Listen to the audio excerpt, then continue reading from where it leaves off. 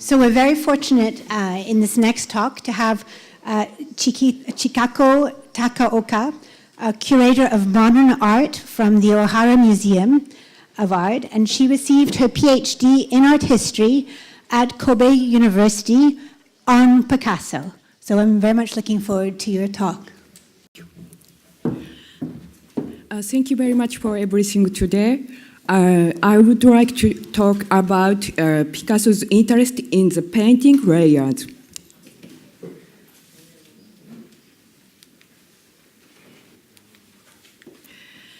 In the early 1920s, Pablo Picasso did a painting etudes.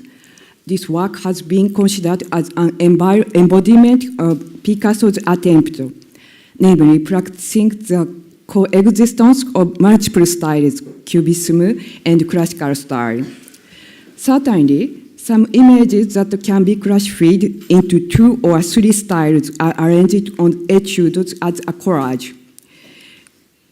And find the counter of a small face, we can find that it exists near the neck of woman, almost in the center.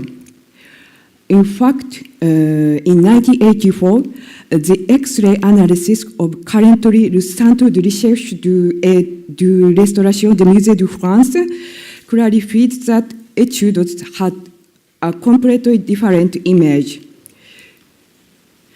A copy of the etching Rising of Lazarus by Rembrandt under its surface. And by referencing its result, we can understand that Picasso constructed the surface image by tracing some lines of the lower image. In my presentation, I would like to indicate Picasso's interest in the stratums of the painting. Little attention has been given to this point so far, by focusing on his paintings from 1997 to the early 1920s. And in addition, this study suggests the relation between his behavior as visualizing the lower layer and a desire to visualize the invisible in a historical context backed by art and science at the beginning of the 20th century. Picasso has shown an interest in the matière and the stratified structure, used often the lower layer, the canvas, and the ground as a part of his representation. Constructing the composition by emphasizing the tactile properties of the material proves that Picasso didn't understand painting as only a pure flat surface or a screen for projecting an object. In particular, the painting, the grattage, scratch or scrapping, the leveling covered part, it can be seen from his early stage. Then this method behavior was established as one of Picasso's expressions in the 1920s, like Mandarin on the table, which was formed principally by the grattage. After that, the grattage has become a method that can be found repeatedly in Picasso's art until his later years. The grattage. The studies on the grattage in modern art were poorly conducted, except for the rich achievement by Elizabeth Lubovitch, Philippe Pelletier, and Chika Amano, who examined the grattage by Henri Matisse. The one by Picasso was hardly done.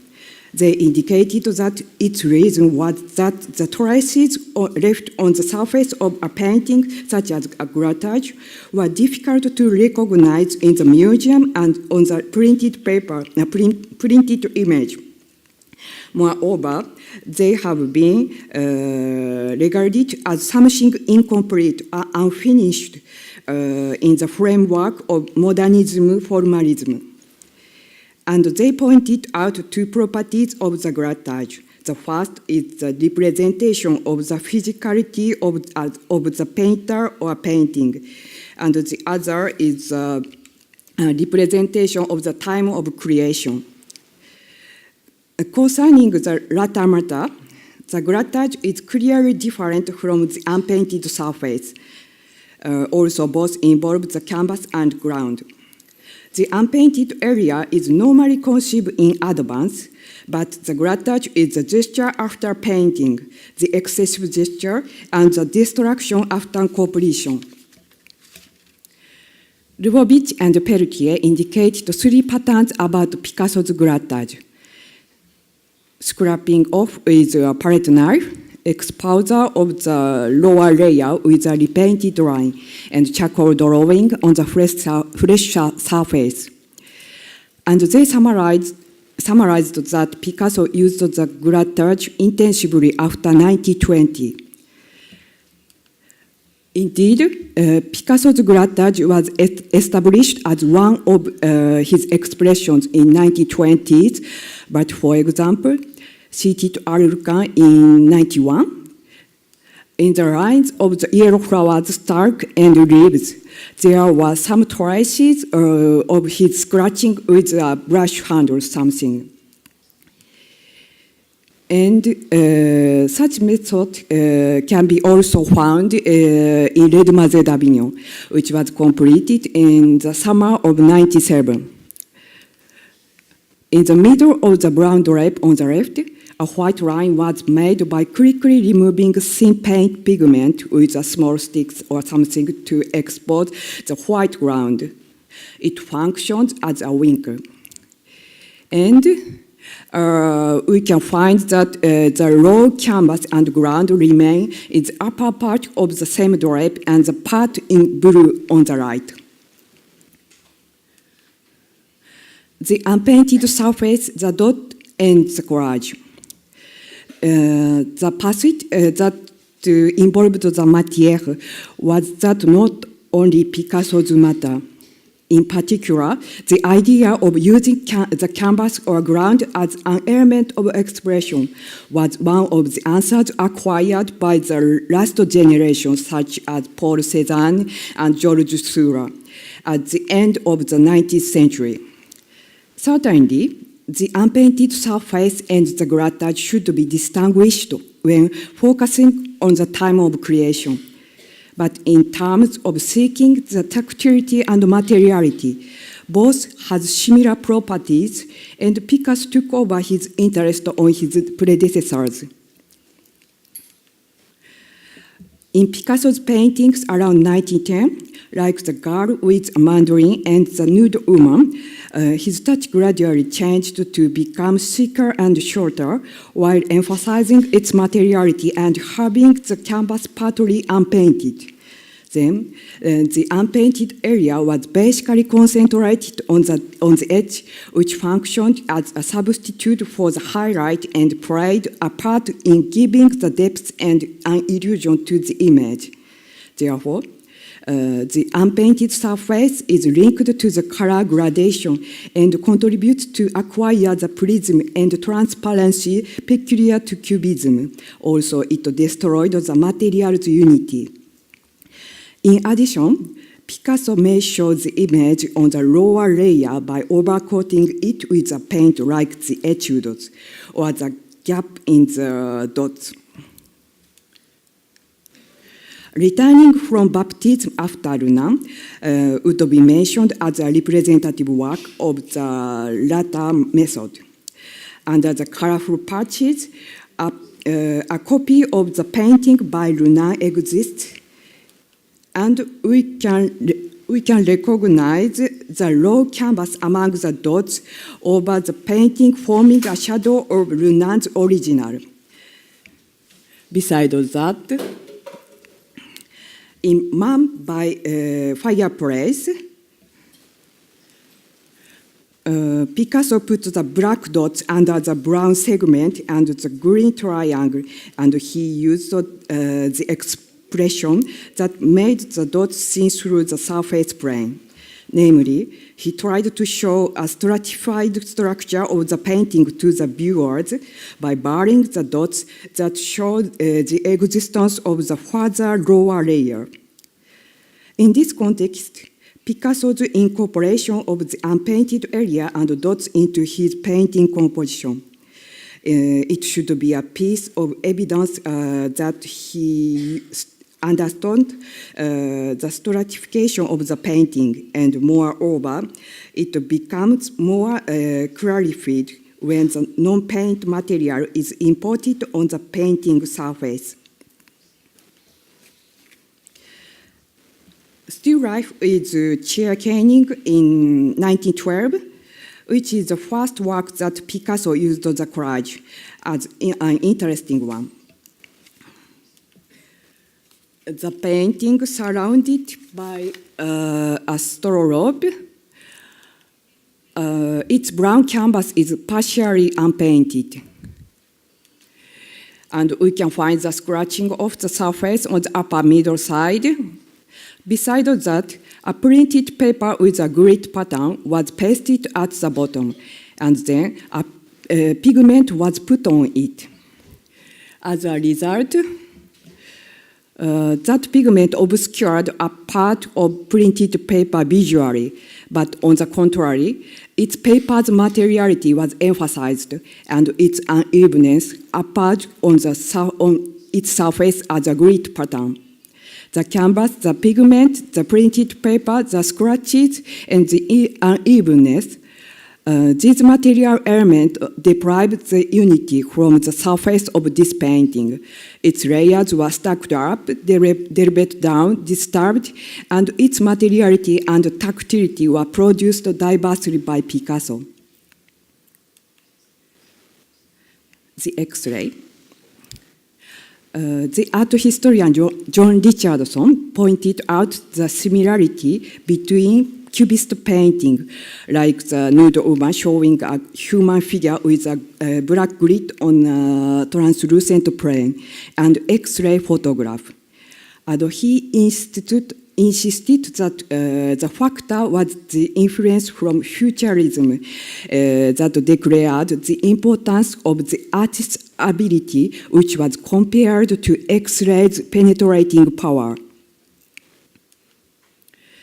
As it is widely known, X-ray, invented by Wilhelm Röntgen in Germany in December 1895, have been introduced as a new technology to visualize invisible area in French media in the following year. Furthermore, it became popular not only in the scientific field, but also among the public by being adapted in the cultural field, poems, spectacles, and films, etc. Besides, X-ray was also adapted to occultism because X-ray visualized the inside, which is difficult to grasp with human's naked eye. The French magazine that specialized in science and occultism, La Vie Mystérieuse, a pseudo-science magazine, also introduced X-ray as a part of pseudoscience. Alexandre Merceau and Eugène Figuier, who served as the editors of this magazine, had relationships with the Cubist painter Albert Graz and the Puteaux group such as Francesc Puca and Marcel Duchamp. Art historian Linda Dalrymple Anderson has insisted that these avant-garde artists shared the same point of view in connecting X-ray to occultism around 1910. The only one document that directly links Picasso and X-ray was found by Anderson. In 1970, Picasso left one sentence about X-ray in his sketchbook. However, people who were interested in pseudoscience, such as Alfred Jarry, Guillaume Apollinaire, Max Jacob, and the Puteaux group, exist around Picasso. And also around 1910, Picasso with Apollinaire often visited the mathematician Maurice Brancet, who talked about the fourth dimension and the latest mathematical theories to the Cubists. I suggest that Brancet mediated a deal with Picasso's work in the spring of 1910 from a letter unedited, which showed that he wanted to visit Picasso on that matter. In addition, The other letter in edited also informs us that Prancer gave him a poem on the subject about the brain. These letters probe a certain relationship between Picasso and Prancer, and moreover, there is one more letter in edited from Jules Rand, who was conducting the radiation study by X-ray at the Pasteur Institute in Paris, so that it is possible to say that Picasso was in an environment where he was able to know X-ray from the beginning of 20th century. Besides, around 1920, there was an increasing interest in the studies or sketches of a painting under its surface, and it was also the time when optical examination using X-ray was actually started. Naturally, this scientific approach was introduced in the art magazine with the X-ray photographs. Picasso wrote in the sketchbook of 1970, like this one, did someone put a prism in front of the light of the X-rays? If the word prism meant Picasso's own painting, it might imply that he recognized that a painting exists under the surface of a painting. Conclusion. In the 1920s, Picasso's painting lost the visual transparency that had been seen in the Cubist period, but the expression but using a layered structure of the painting, such as a grattage, have been constantly adapted. Then it was also being used as a technique for realizing the image itself. And he made the paintings that we produced by scratching off painting layers like mandolin on the table. And the realization of the ability to visualize the invisible and the lower layer by X-ray stimulated Picasso's interest in using the painting layers, and it could be said that he tried to explore his expression that could not be created without the stratums of the painting around 1920. And now, based on this subject, Ohara Museum of Art, we have analyzed our collection, Picasso's The Bird Cage in 1925, whose surface was scratched off partly using XRF and XRD in collaboration with Tokyo University of Science since last year.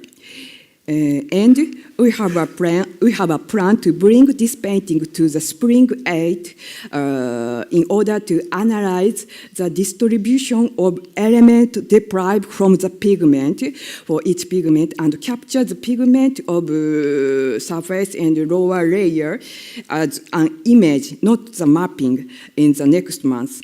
The purpose of research is to clarify how Picasso made the painting layers and the lower layers, if it exists. So whether he did it on the assumption that the lower layer would be exposed or not. Thank you very much for your attention. Gracias.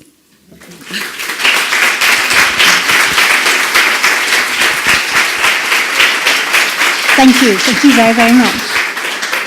We have time for one question. Any questions? So I was wondering whether these, like the grattage and the dots, whether it was just confined to that period from 1907 to early 1920s, or is this, are those methods used sort of outside that time period as well? I think we can find the grattage especially in the Cubism period with at the same time of Henri Matisse. This point is very interesting for me. Why did Picasso started at that time? So. Okay, great. Well, thank you very much. Thank you.